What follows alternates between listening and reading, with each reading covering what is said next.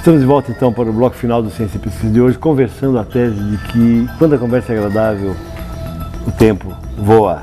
Conversando com o professor Dr. Luiz Carlos de Menezes, físico da USP, da Universidade de São Paulo, responsável pela educação brasileira, especialmente no ensino de ciências, um dos responsáveis pelo progresso, não é, da educação e pelas perspectivas que a educação brasileira pode nos trazer a partir de suas consultorias, dos seus conselhos, dos seus livros, suas poesias, suas obras. O professor Luiz Menezes é um dos ícones, então, da nossa história, da história da educação brasileira.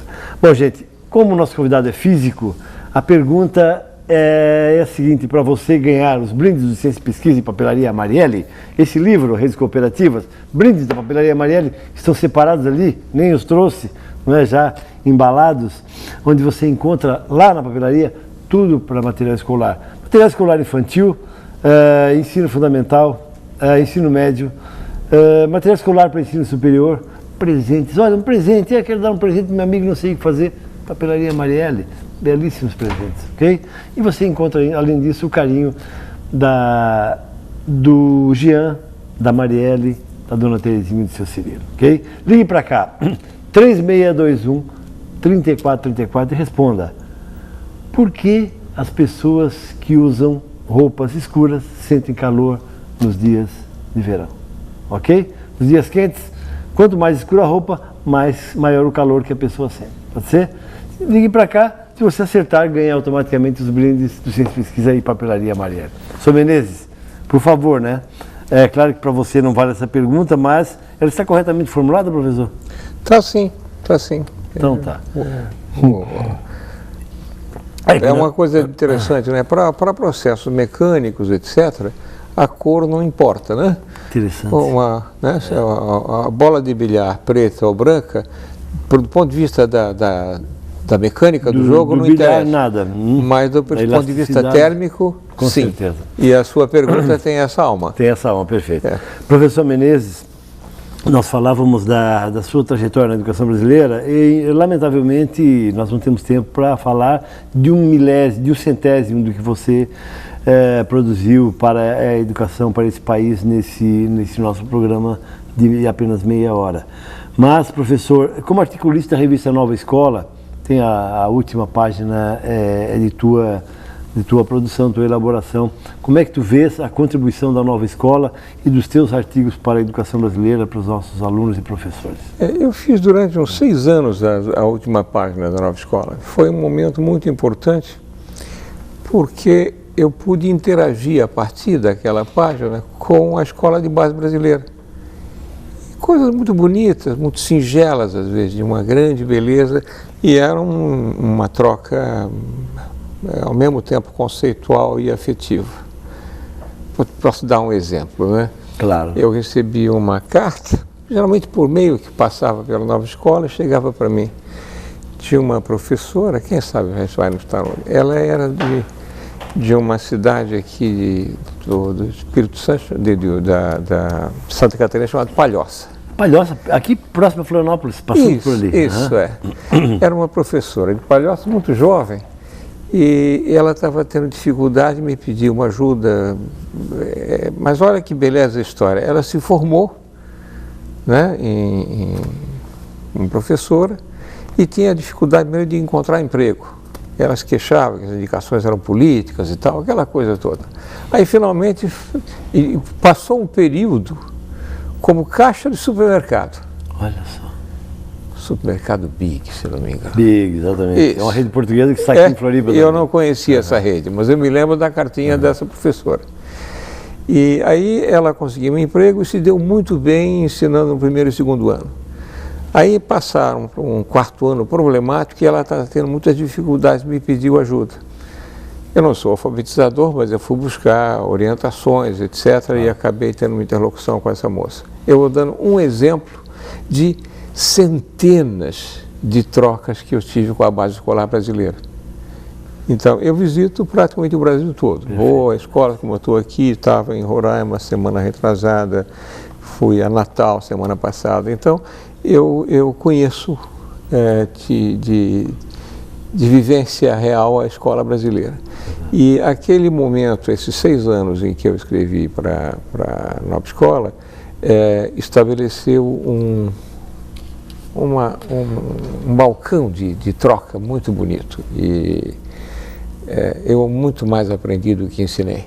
Olha só. Porque quando você está atento para o mundo, você está aprendendo as coisas. Então, a história dessa professora, dessa jovem de Palhoça, é uma história que se reflete em centenas de milhares de jovens nesse país, né? Em busca de uma carreira, nem sempre facilitada, etc. E eu acho que publicações como essa, e há várias, são parte do instrumento político para transformar a educação brasileira. E a gente tem que usar essas tribunas com muita consciência, com muita clareza. Mas a minha carreira,